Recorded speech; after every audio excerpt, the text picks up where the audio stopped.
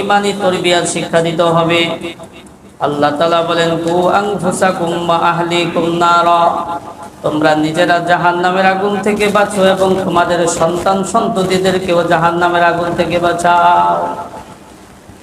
আমরা আমাদের সন্তানদেরকে কিভাবে জাহান্নামের আগুন থেকে বাঁচাবো, এই আয়াতের দুইটা চমৎকার ব্যাখ্যা করেছেন হযরত আলী রাদিয়াল্লাহু তাআলা আনহু।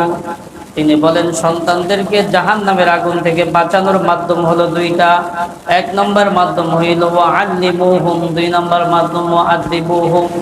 এক নম্বর মাধ্যম হইল ওয়াআল্লিমুহুম, সন্তানকে সুশিক্ষায় শিক্ষিত করতে হবে। বলে সন্তানরা যখন সুশিক্ষায় শিক্ষিত হবে তখন আল্লাহর পরিচয় পাবে, রাসূলের পরিচয় পাবে, জান্নাত জাহান্নামের কথা জানতে পারবে। তখন তার দ্বারা অন্যায় কাজ হবে না, নেক আমল করে জান্নাতি হয়ে যাবে, জাহান্নাম থেকে কি বেঁচে যাবে। দুই নম্বর ওয়াআদিবুহুম, আদব তরবিয়ত শিষ্টাচার শিক্ষা দিবে। নিজেরা তো সময়ই পায় না, নিজেরা কি সময় পায় না, হুজুররা খালি শিক্ষা দেবে। বললে আসে পিঠে একেবারে কি করবেন, হাত পাও ভেঙে দেবে, যে একটা বাড়ি দেবে, একটা দাগ হবে, ওই কি এই বাজাবে, ওই কি এই বাজাবে। ওটা মুখের কথা, মুখের কথা, বুঝে আসছে। এই জন্য কি নাই, আজকে সন্তানগুলো দিন যত যাইতেছে বেয়াদব হইতেছে। ওস্তাদের সাথে বেয়াদবি করে, ময় মুরব্বীর সাথে বেয়াদবি করে। হাদিসের মধ্যে আসছে সন্তানদেরকে শাসন করা গাছে পানি দেওয়ার মতো, গাছে পানি দেওয়ার মতো। গাছে পানি দিলে গাছে উপকারী হয় না? সন্তানদেরকে শাসন করতে হবে। শাসন করার যে সময়টা আছে এই সময়ের মধ্যে শাসন করতে হবে। যখন সময় পার হয়ে যাবে তখন আর শাসন করা যাবে? শাসন করলে উল্টা অ্যাকশন করবে। কি করবে? উল্টা অ্যাকশন করবে। তখন আর কথা শোনে না, হ্যাঁ করে না, ধ্যান করে না। এই জন্য সন্তানকে আদব তরবিয়ত শিষ্টাচার শিক্ষা দিতে হবে। এতে আদব শিক্ষা দেওয়ার জন্য একটু মারপিট দেওয়া লাগলে দিতে হবে, দিতে হবে।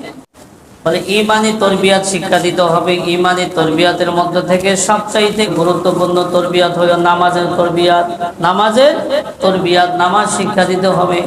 আল্লাহর হাবিব বলেন, ক্বালান নাবিয়্যু সাল্লাল্লাহু আলাইহি ওয়াসাল্লাম, ক্বালান নাবিয়্যু সাল্লাল্লাহু আলাইহি ওয়াসাল্লাম, মুরু আওলাদাকুম বিস-সালাতি ওয়া হুম আবনাউ 7 সিনিন ওয়াজরিবুহুম আলাইহা ওয়া হুম আবনাউ 10 সিনিন ওয়া ফাররিকু বাইনাহুম ফিল মাযাজি।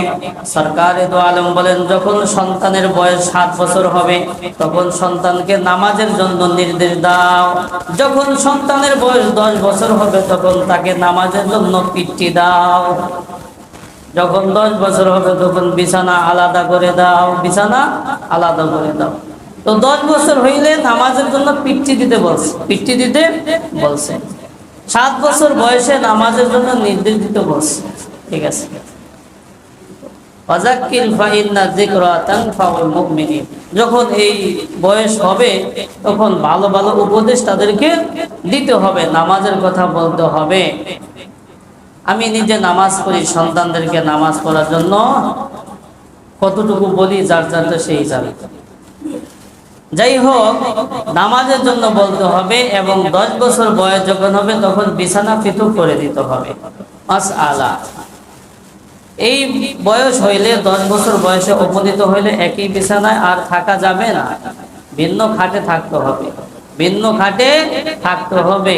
মেয়ে ছেলে, মেয়ে বাবা একই বিছানায় থাকতে পারবে না, আলাদা খাট হতে হবে।